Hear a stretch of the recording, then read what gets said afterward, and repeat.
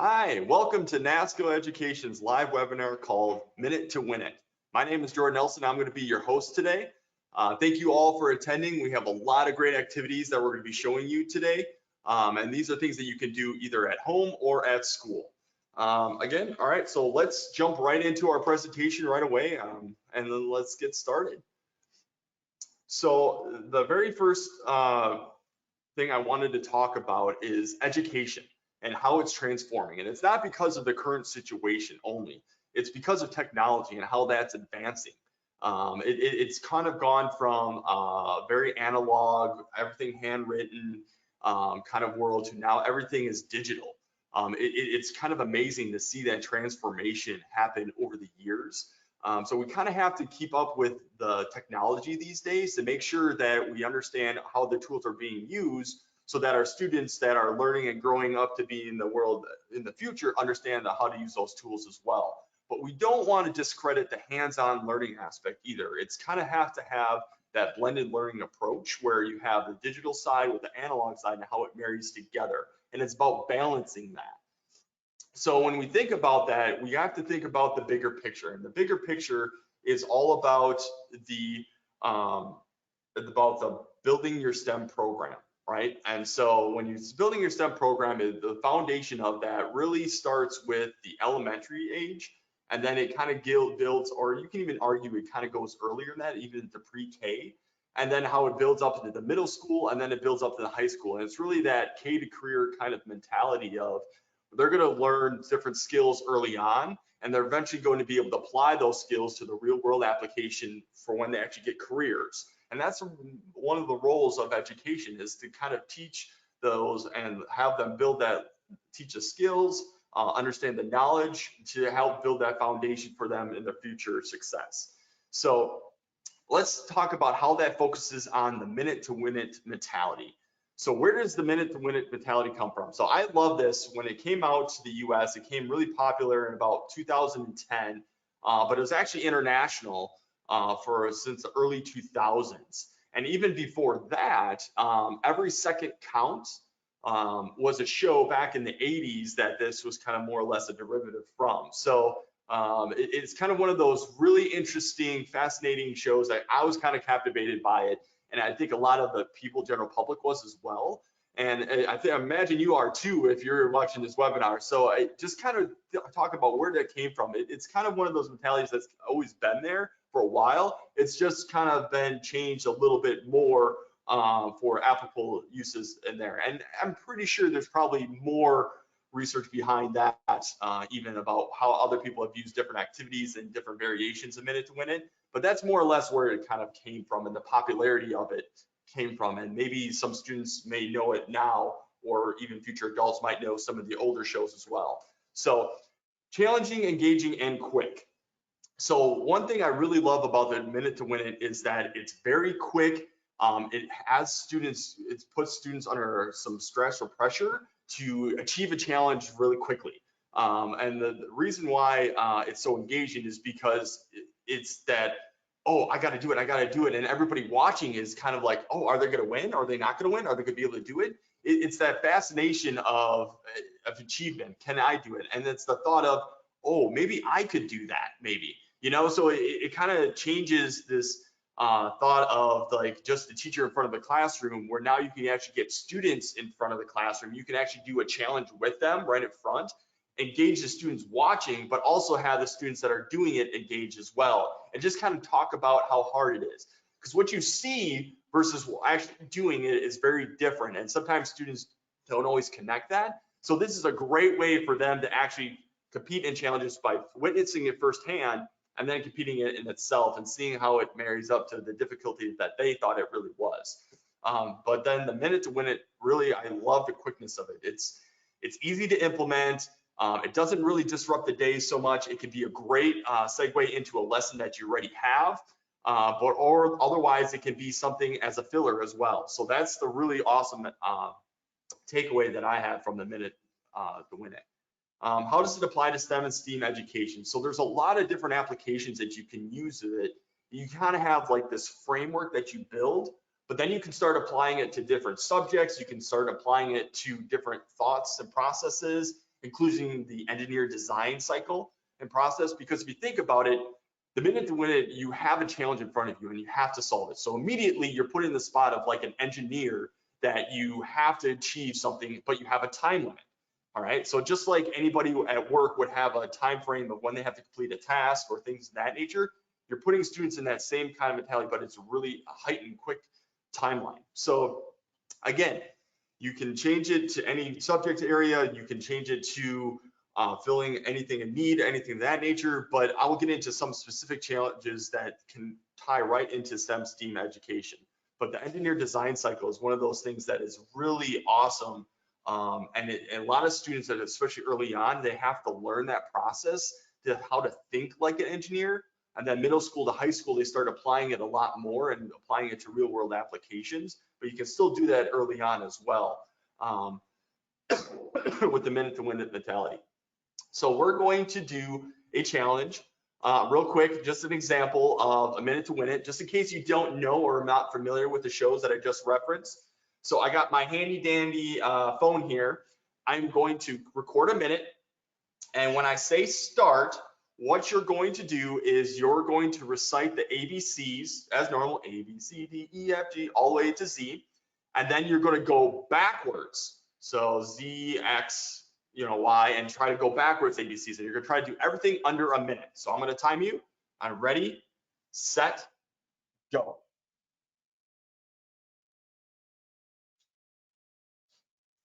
And I might talk during this to distract you. That could be a hindrance as well, or something you can modify.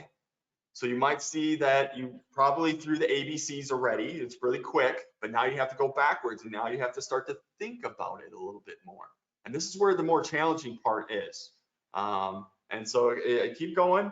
We're about 26 seconds in. So you're about halfway roughly. But anyways, I wanted to really reiterate that this is a great challenge for under a minute. Most students could probably finish this. Some students may not, that's okay. But it gets students to start thinking about a process that they've always done a certain way without thinking about how could they do processes differently. So you're about 52 seconds in. Most of you should be probably finishing up now. So 3, 2, 1, stop. All right. Now you can give me a record in your questions tab. Were you able to complete it? Were you not? Were you too distracted by me talking? That's okay. That's all part of the process. And it's just a great way, is an easy segue into actually showing students what the minute to win it mentality is, especially if they haven't seen it. The other way to introduce it is you might show a video clip of a minute to win it challenge, or you might have a student come in front of your classroom and do a quick minute to win it challenge. So let's get into some of the different examples that I have on the next slide. So we want to start simple with first introducing the concept. Some of the very popular ones that you may have seen or heard of, different variations, the cookie challenge. So this is where you take a simple cookie, you kind of put it on your forehead, and without touching it, you have to move the cookie from your forehead all the way to your mouth. So you get some individuals pretty intense on this. So they'll start like wiggling their eyes and their forehead, and they'll start moving back and forth, and it's actually quite funny to watch as well. So it's kind of, it has an amusement entertainment factor with it. And with this, I might call it, be the cookie or face a cookie or something kind of unique challenge that kind of is a little bit of a catch for students to be able to get them introduced to this. The other one, stacking cups challenge. So basically what you would do is you take an array of cups and you would eventually just stack them up and have them stack up a pyramid and then stack them all the way back down into a single cup. And you have to do this under a minute. Now you might think, well, that seems pretty easy. Well, imagine if you had like 35 cups, right? And then you have to build this up depending on how big the cups are, and then you have to build it back all down. It does take quite some time. So right around 30 some cups would be for your older students. If you're getting for younger students that have a little bit trouble, you might do fewer. Oftentimes what I'll do is I'll test it out first. I will maybe have one student come off to the side before we actually do the challenge, have them build it up, see what they could do. And then have it down there.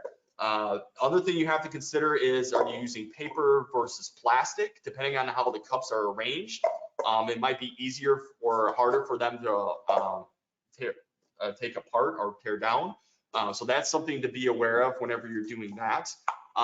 Arranging cups challenge. So stick and move. So what you would do is you would probably have a stack of cups, or one might be colored, and what you would do is you would take the single cup that's colored at the very top, and you may say you can only use one hand, or because your one hand has to hold the stack of cups, or you might say you can use two hands, but you can only touch the top cup at a time. It's kind of how but basically use the color one, and you keep going until that colored version of the cup is buried back at the very top. So again, that's another quick challenge that you can do for Minute to Win It. Empty your junk challenge. Yeah, so this is kind of a fun one. So basically the concept is you might take a box or a Kleenex box or something, you would tie it around your waist, and maybe you put ping pong balls in it, and then you would shake until you try to get all of the ping pong balls out of the box. Now you can do some different variations of that, but basically, it's called empty your junk challenge because you have this junk in there that you have to empty, but you can't use your hands. You have to use your body and movement. So it's, again, another fun interactive one to do. Transfer challenge. Can I eat this? So basically what we do with this is you would have maybe 2 plates.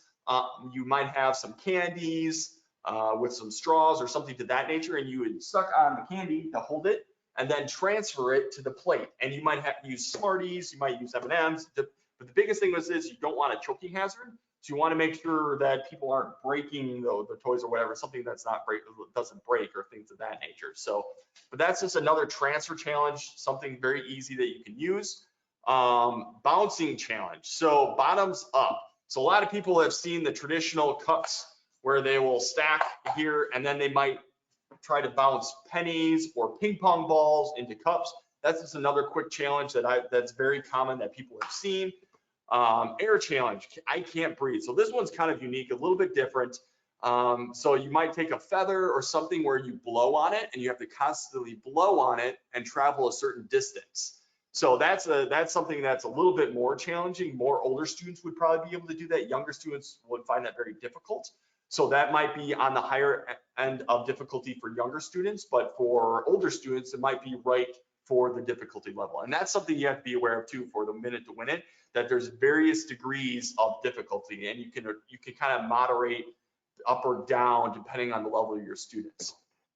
And then there is this speed challenge, wax on, wax off. So if you took, a Kleenex box and you had a full box of Kleenexes, with one hand, can you pull out every single Kleenex in that minute challenge? So this is kind of a fun one too, because students are flying through these Kleenex boxes and they're relatively inexpensive. But then you could use those Kleenexes for other projects as well. So that's something that I want to make sure that you're aware of too. So for example, if you had balloons and you were going to use a static electricity experiment using balloons, what you can do is use a Minute to Win It challenge up front, where you have students see if they can actually blow up balloons that actually reach out maybe 6 to 9 inches, and they have to blow up 20 or 15 balloons in that minute challenge or whatever else. And so you'd have someone with a ruler kind of here, just making sure they're all the same size, and then they would just blow it up, and then you would have some student off to the side just grabbing, tying it off. So then the students are doing the work for you, but then you can also use those balloons then for the next activity, which is the static electricity. So that's a great segue example that you can use, a Minute to Win It challenge that is fun and engaging, but also then ties into the experiment that you're going to be doing later on. So let's jump into the next slide. We're going to be talking about the different types of challenges, and these are my personal ones. Now you can definitely change these, but I kind of found that there's more or less 2 different kind of types, I guess you could say, of Minute to Win It challenges. There's the logic puzzles, where they're going to be doing something visually, testing their visual perception. There's word skills that they're going to be doing. There's going to be critical thinking, coordination, and memory. So visual perception is something that they're going to visualize and see if they can make sense of that. All right, and I'm going to give examples of each of these, but that's essentially what the visual perception is. And it's using your logic based on the pictures or something that you see that you have to rearrange or format to make sense of it. The word skills is it's about recognizing the words. So whether it's 4-letter words, 3-letter words, and those nature, that's kind of like the word skills that I'm talking about. Critical thinking, this is like you probably think, you have to critically think through a problem and solve it. And it can be various degrees of tactile versus physical, but there are critical thinking skills that are logical. Coordination. So coordination can be your vision. It can be talking about dominant versus non-dominant eyes. It could be talking about using your body or language to solve problems. And I'll give you a cool example of that as well. And then memory, of course, what it sounds like. Can you remember based on what you've seen or what you did, and then solve that problem in the minute to win it? So then there's the physical challenges. So you have a relay. This is very common. So oftentimes they might have a relay where you have one hula hoop on one side, one hula hoop on the other side, or you just have one hula hoop on one side, and you have a group of students. You run, you collect one item, you run back, you tag the next person, they run, they collect the next item, you run back. And then it's like more of a physical. So they're getting some exercise, there's some challenge to that, and there can also be timed in it. So whoever has the fastest time could be one of those challenges. Dominant versus non-dominant, again, you know, right eye versus left eye, left hand versus right hand. Why does that work? You know, there is a science to that. So for example, if you were doing this challenge where it was a speed challenge where you had to pull all of them first with your right hand, time that first, then time with your left hand, pull all of those with the same thing, see the difference. The reason being is usually you have one dominant hand, and it's because your brain is actually triggering your neurons in your hand a lot faster and communicating a lot faster to your dominant hand than your non-dominant hand. And that's all about neuroscience. So if you want to tie this into neuroscience, you certainly can, and talk about the neurons. So that's like more of like a high school level that you can actually do a minute to win it challenge. So that's something, again, something very easy that you can segue, but you can talk about dominant versus non-dominant applications for physical. And then balance and coordination. Again, you know, balance and coordination is interesting because of your ears, because of close your eyes, if you have to balance on one leg, or if you have to move, as things those natures that kind of disrupt the norm for students. This is a great way for students to kind of get challenged in the minute to win it. So let's jump into some of the visual perception challenges on the next slide. This is going to be a typographical activity. So pictures are used to represent a word or phrase. Note the word placement within the frame is important. So I am going to actually time you guys on this. I'm going to give you a minute and see if you can solve all of these. This is your first minute to win a challenge. Ready, set, go.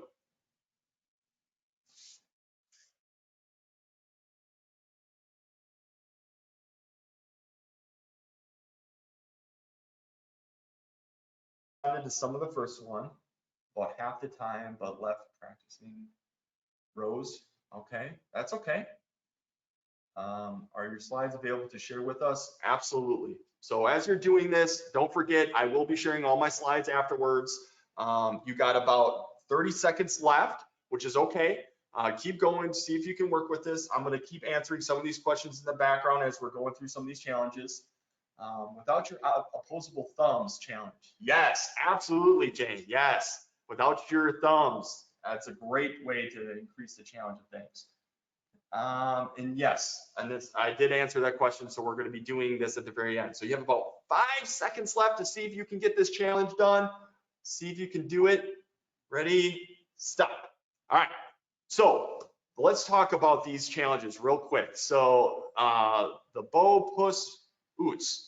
So this one seems pretty obvious in my mind, but it might not for you. So the puss is inside the word boots. So the actual answer is puss in boots. The second one that says easy pieces 5 times. So this is another great example to show if you are repetitive with things. So this is actually answer is actually 5 easy pieces.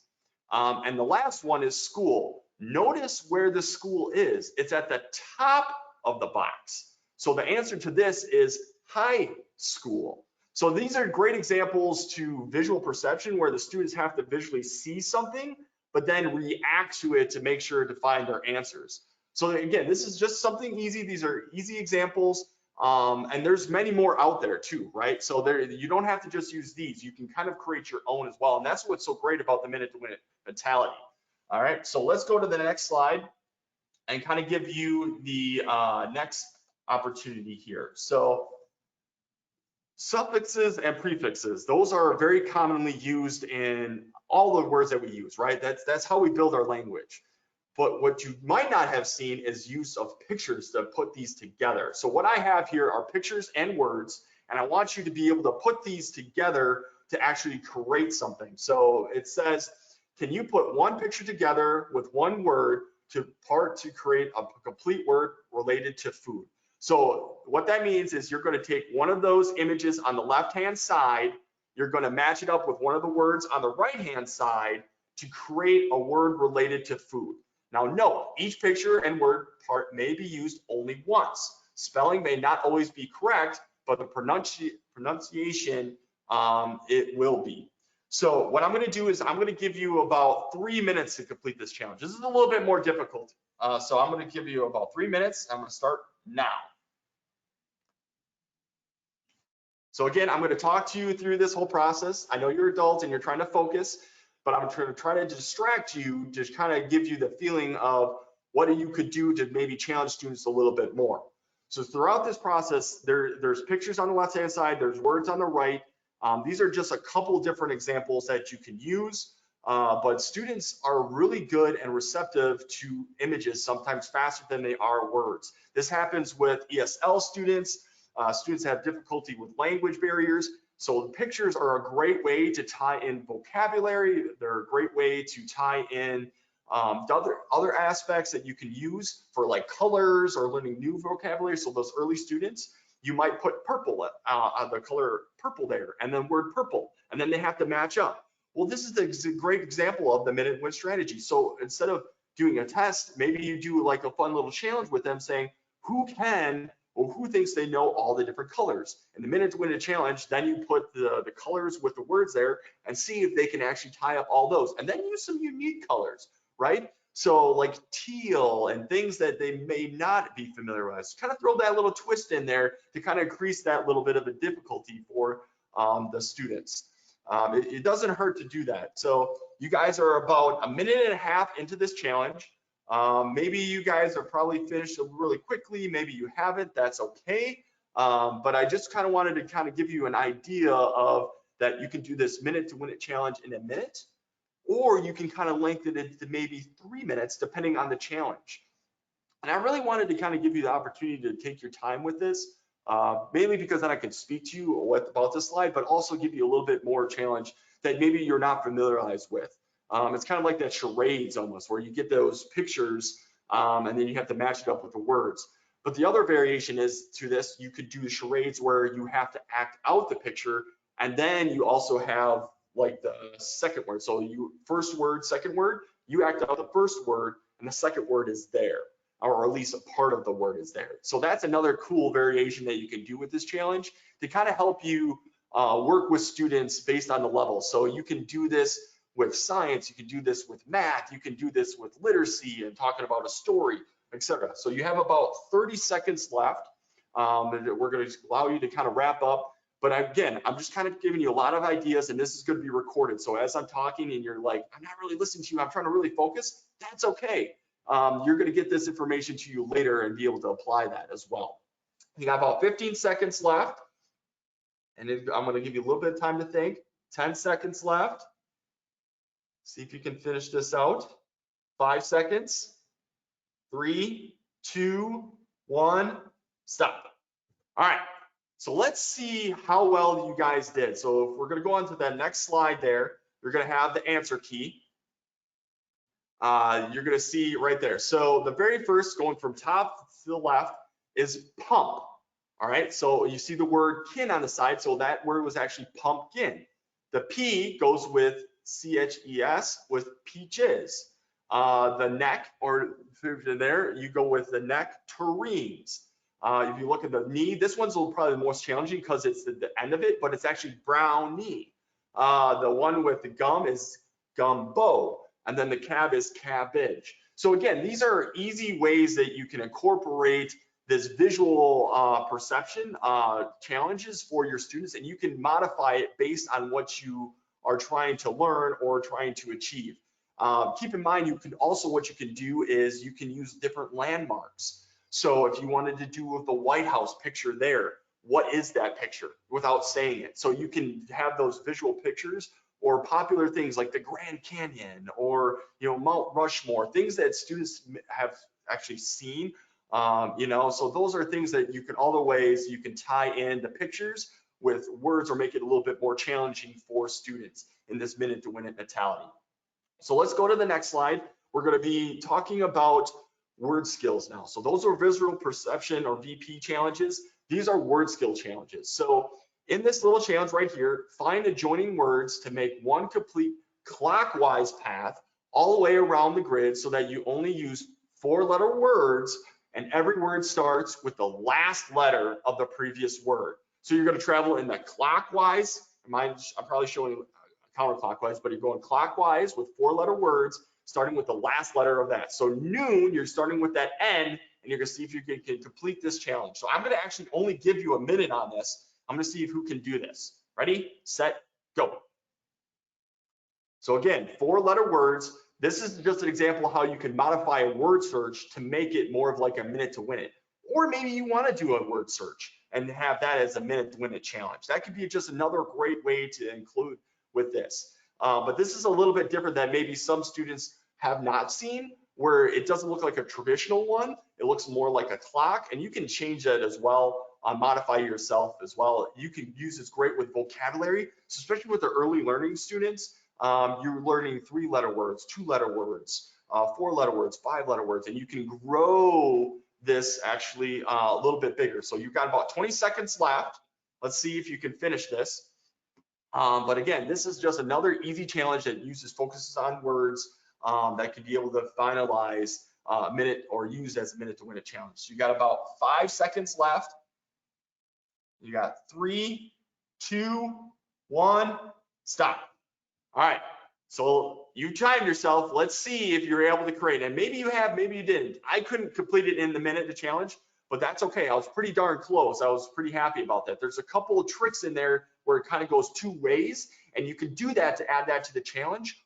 Or what you can do is just have a single path to allow it a little bit easier for students to be able to complete a challenge like this. So let's go to the next slide to show you the answer key.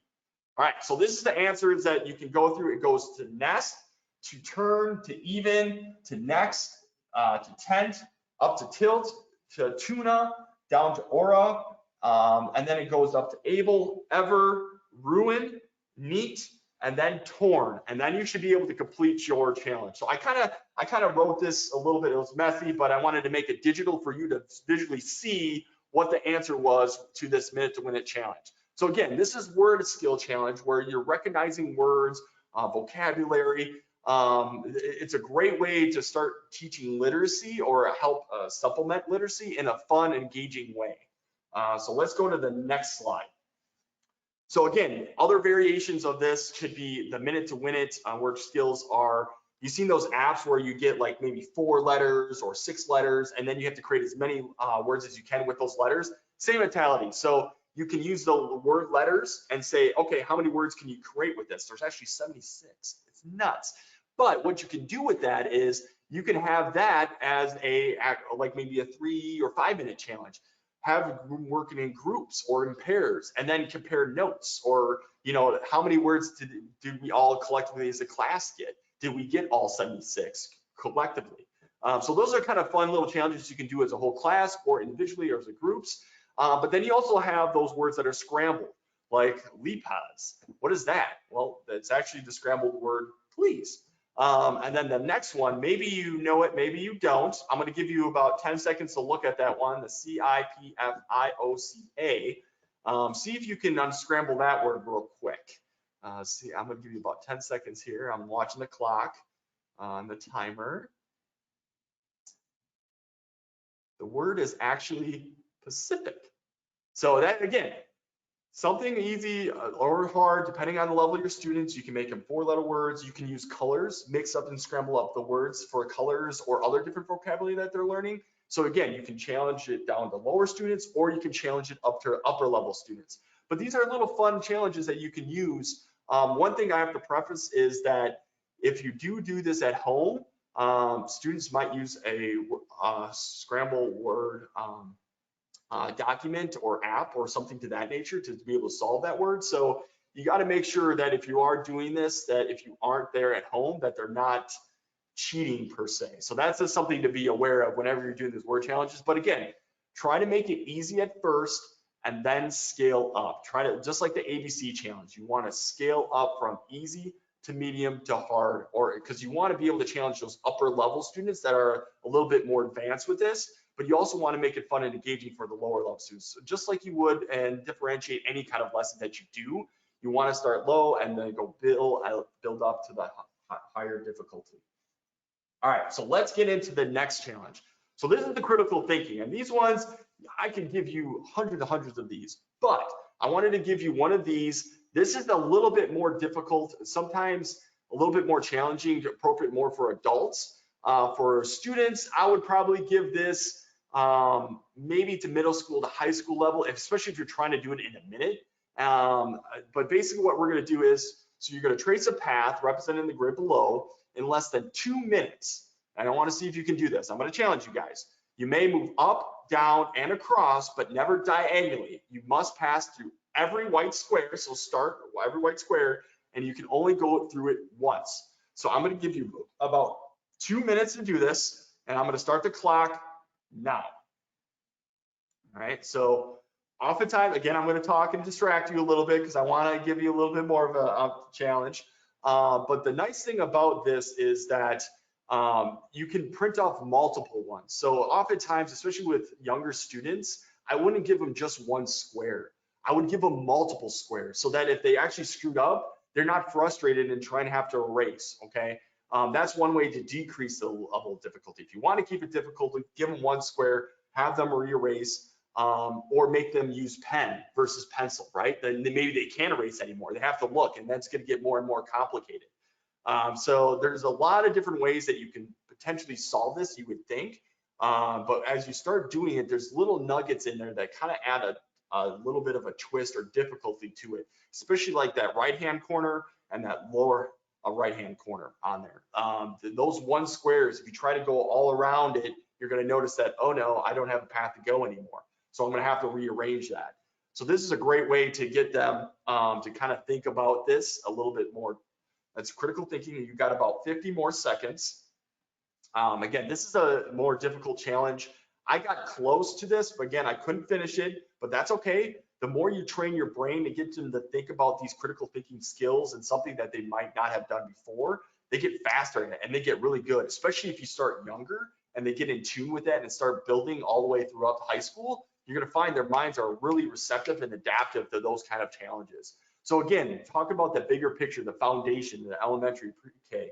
Start doing these little fun minute-to-win-it challenges at home, and then start incorporating them into your school and some of the content that you're actually doing as well. So you have about 10 seconds left. All right, so hopefully you're getting close. 5, 4, 3, 2, 1, stop. All right, so you can let me know if you did it. Great, let me know in the comments, questions. But again, this is something that's a little bit more challenging for students. You can add like little nuggets like that, like they have, or you can modify the squares and how much they have.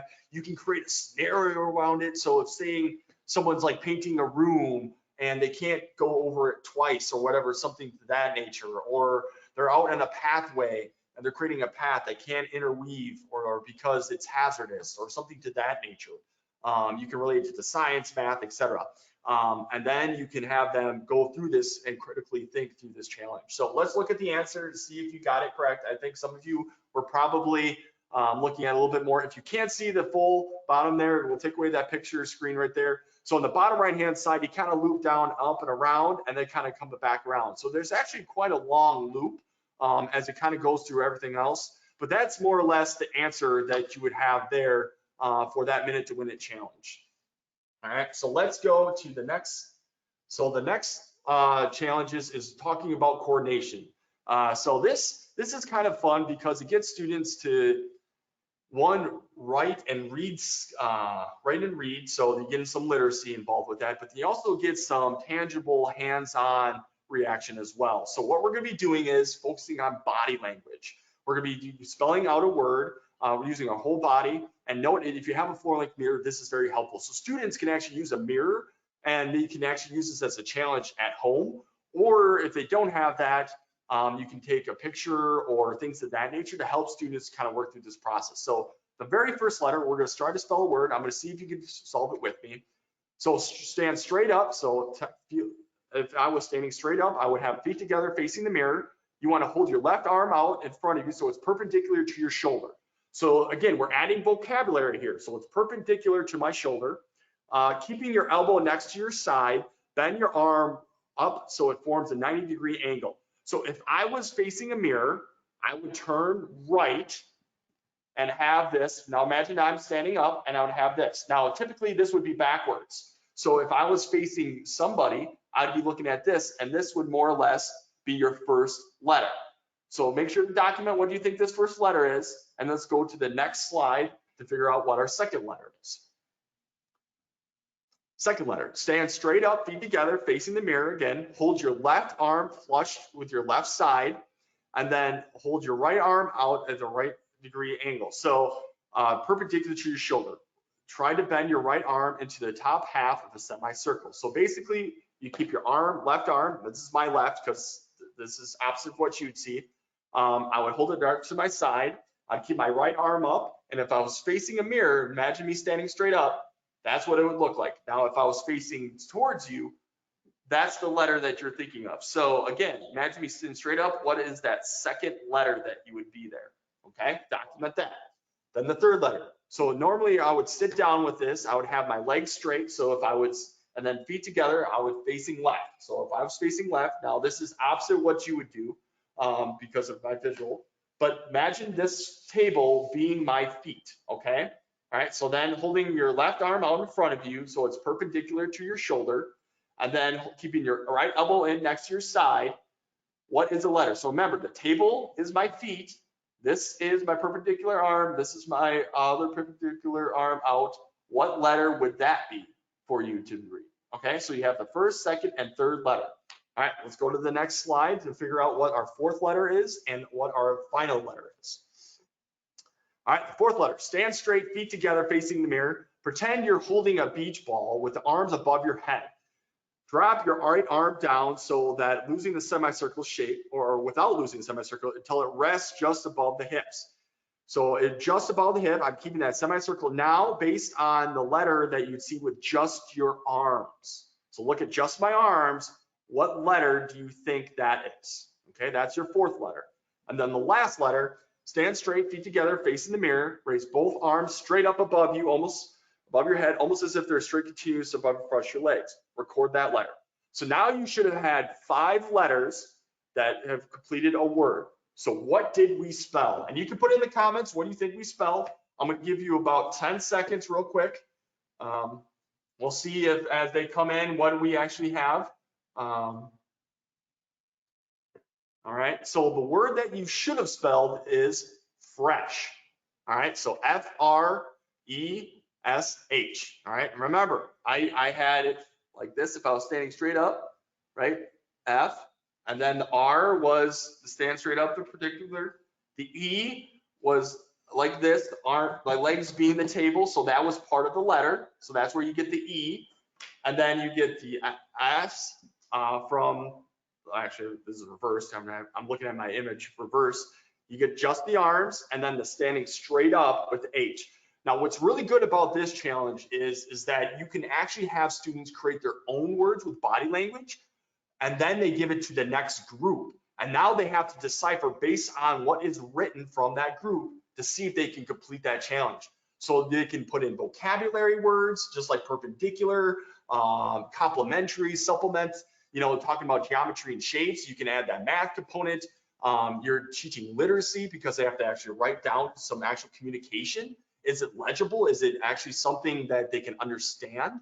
Are they missing pieces of information, you think? Because sometimes when you write down something and actually read it later, you're like, wait a minute, that didn't match to what I was actually thinking. Or if you write something and then you hand it to somebody else, somebody might have a different interpretation. So it's all about writing those lateral steps that are continuous that make sense for the students to be able to visualize and see.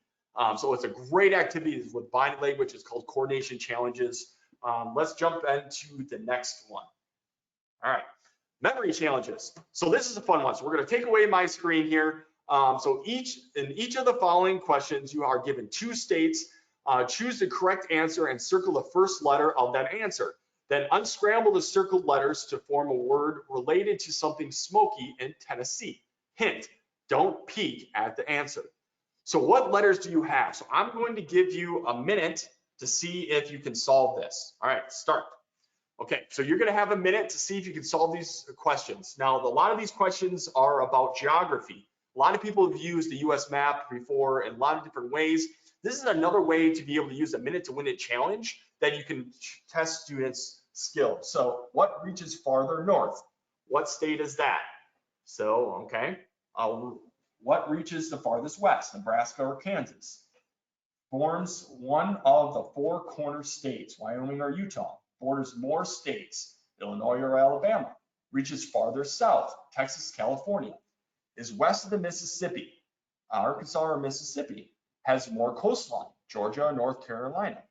Is more directly north of Texas, Missouri or South Dakota. Borders West Virginia, Ohio or Tennessee. So you have about 8 seconds left. And you may or may not get these right. That's okay. We're not trying to, put you on the spot here by any means. We're just giving you examples. Stop. All right. So what letters should you have? So let's go to the next slide and we'll show you. So the letters that you should have is M. So Minnesota is actually farther north than Washington. N is for Nebraska. It actually reaches farther west. Utah is the 4 corner state. I is Illinois. It borders more states than Alabama. The T comes from Texas because it's farther south than Texas. The A comes from Arkansas because it is west of Mississippi. What has more coastline? There's actually North Carolina, and you're only using the first letter, so that's why you have N. Is more directly north of Texas. You have your South Dakota, and then what borders West Virginia? Ohio. So what letters you should have is here. So let's go to the next slide. So what is the actual word based on those letters? All right. So you have the letters. What is the word that we're trying to form? Now remember, it has to form a word that's related to something smoky in Tennessee. The hint is don't peek at the answer. All right. So a lot of you are probably like, oh yeah, I got this. It's a little bit easier for people. So let's jump into the answer, the next slide. It's actually mountains. So again, this is a great way to tie in geography in a unique way that it's a minute to win it challenge, but get students to kind of visualize and memorize and think about the states themselves, right? How do they visually see everything? Because that's very important. And how does that relate to their memory? And you can make it more difficult. You can make it less difficult depending on the level of the students. But it gets students to really start to think about the geography of the map, not just the name of the states itself. So it kind of gets them to think about the location of where the states are as well. So if you want to talk about, is it a West Coast or East Coast state? Is it a middle? Is it in the middle or in the Midwest? Or you talk about regions, that area. So there's a lot of ways you can tie that into it, and then you can spell out words potentially with that as well, depending on how you arrange your questions or form your challenge. So this is a great activity that you can use for a memory game. All right, so let's jump real quick into the physical challenges. So I wanted to give you pictures, and if you take my screen away a little bit so you can see what the children are doing at the very bottom. So what we have here is 2 different variations of challenges. So the first challenge in the top left is more of like a pool-like challenge, right? So you're using the wet noodle and you're actually shooting the ball into the hula hoop, and they're all distanced a certain distance, right? So this is one challenge, and what you would do is you would pop the ball, and once a student pops the ball, one student pops the ball or shoots it, they would go on to the next ball and shoot that ball, and then they go to the next one and shoot that one. And as they're shooting, the other student back there is going to keep track of the ball. If it hits the hula hoop and it rolls in and it stays in, it's good.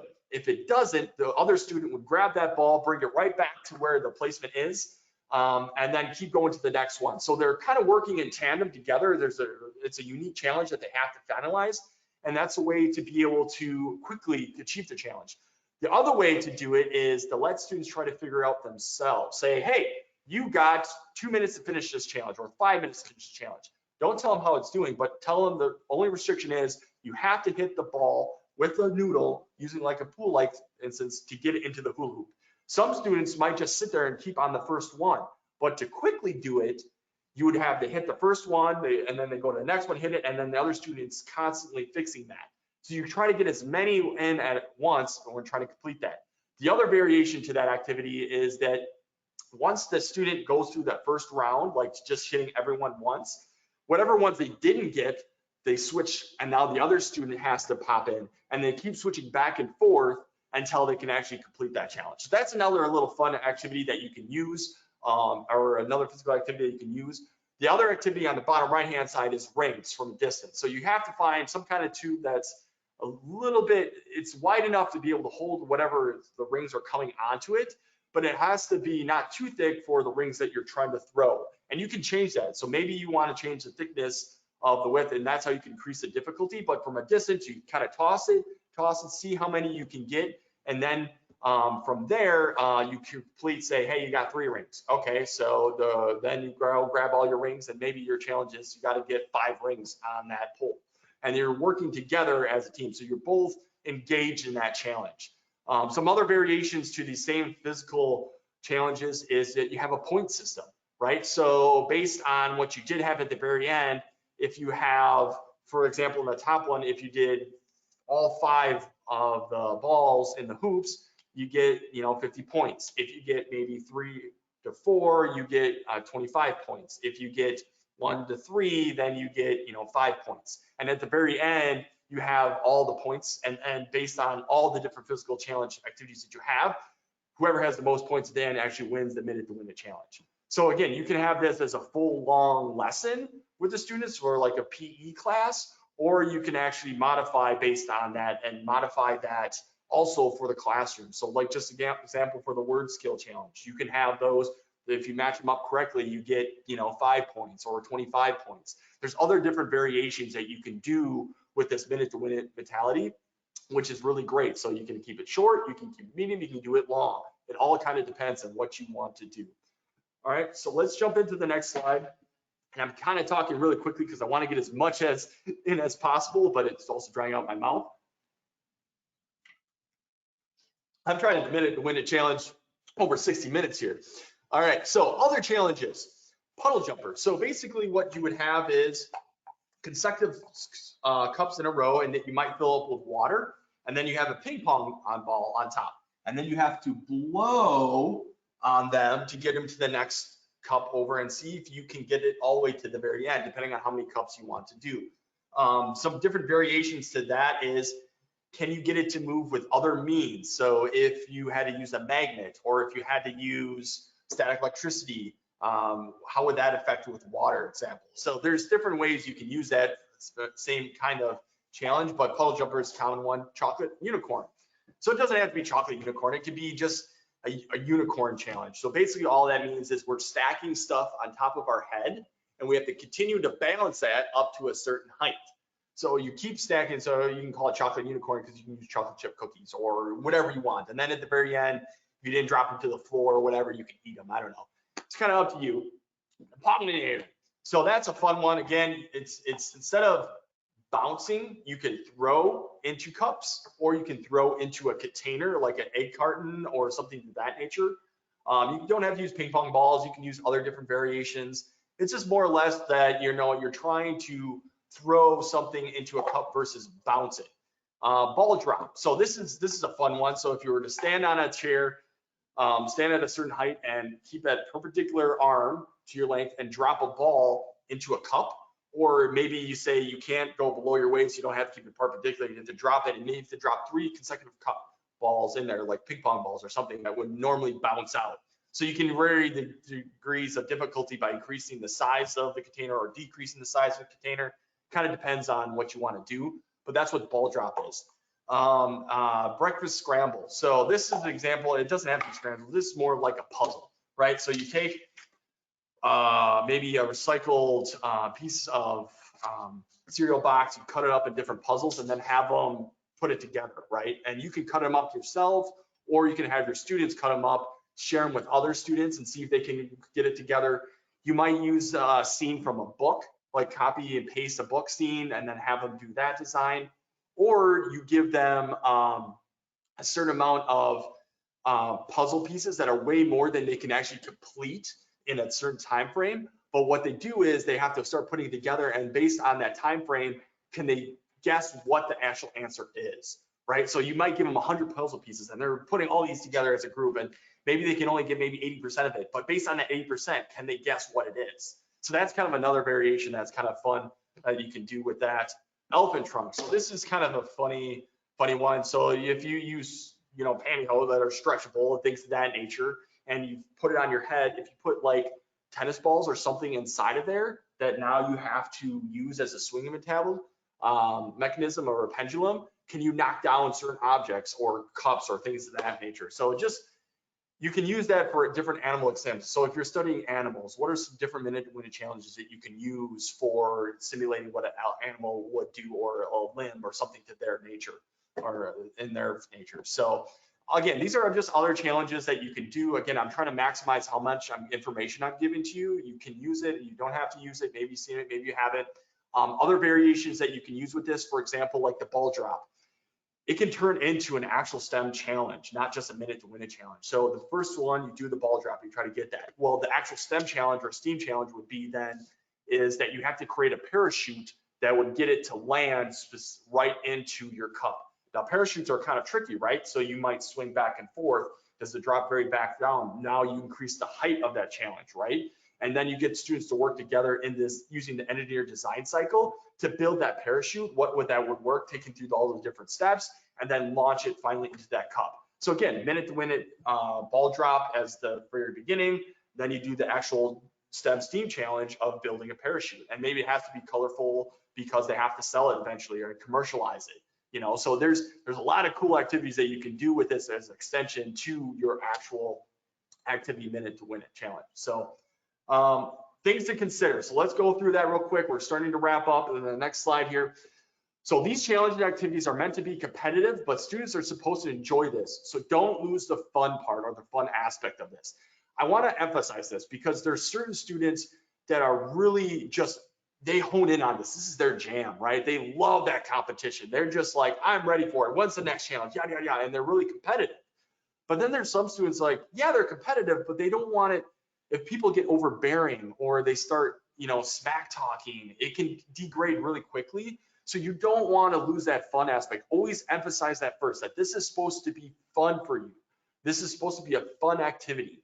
Yes, it's engaging. Yes, you want to be competitive, but you want to still be respectful of others and still have that kind of component in there. So always emphasize the fun aspect of this.